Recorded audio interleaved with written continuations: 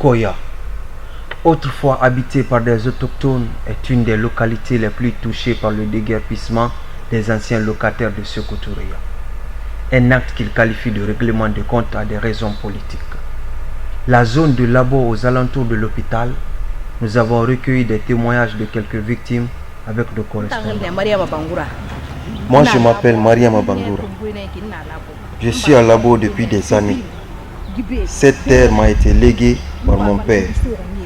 Mon mari est décédé, les enfants sont là, aucune situation. Cette maison nous servait de source de revenus avec les locataires. Je ne sais pas quoi faire. Je lance un appel à la nouvelle autorité, puisque ceux-ci travaillent dans l'honnêteté et dans la franchise, de nous aider à être indemnisés.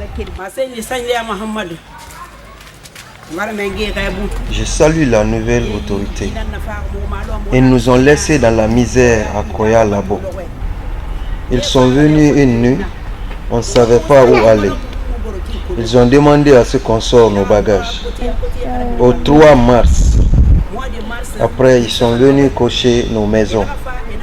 On les a suppliés de ne pas cocher la maison, qu'ici c'est pas la route.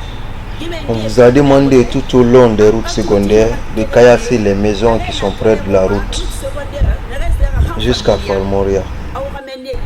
Mais quitter sur la route et rentrer dans les quartiers, ça on ne sait pas quoi faire. On n'a pas où entrer. On demande à la nouvelle autorité de nous aider parce qu'on ne sait pas quoi faire.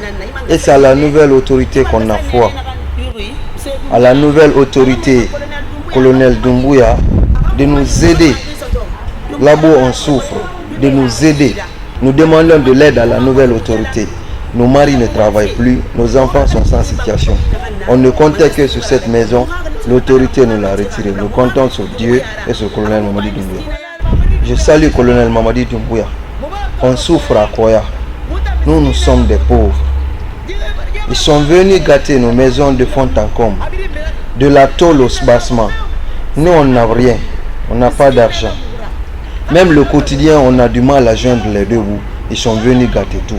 Nous ne sommes pas au bord de la route, ni au beau milieu de la route. Ils sont venus tout gâter. Pourquoi? On n'a plus personne pour venir encore réparer les dégâts.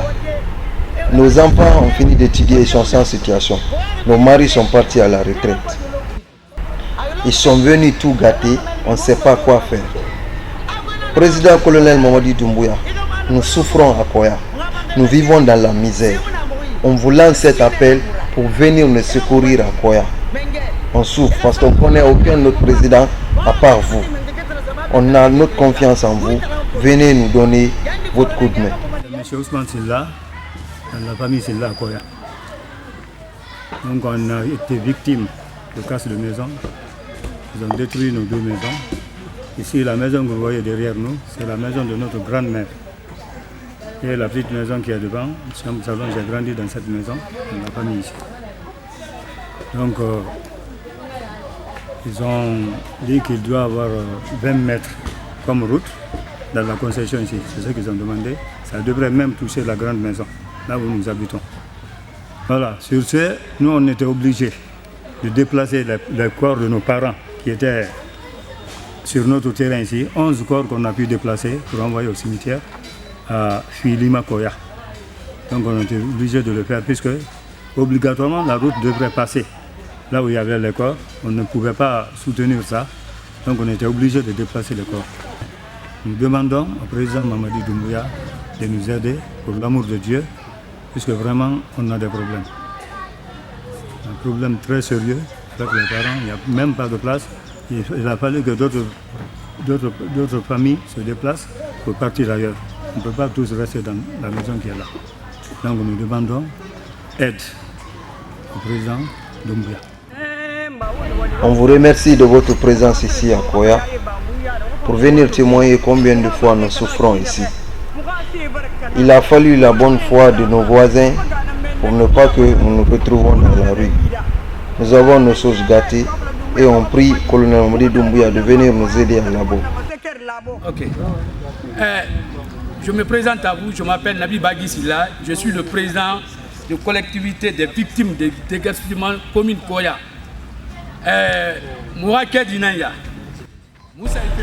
On a commencé cette démarche, ça ne date pas d'aujourd'hui, mais on n'avait pas la voie au chapitre. L'autorité sortante est venue caillasser certaines maisons la nuit. Après les démarches, on a fait une délégation pour aller rencontrer nos supérieurs, pour leur relater les faits. Mais ils étaient au courant.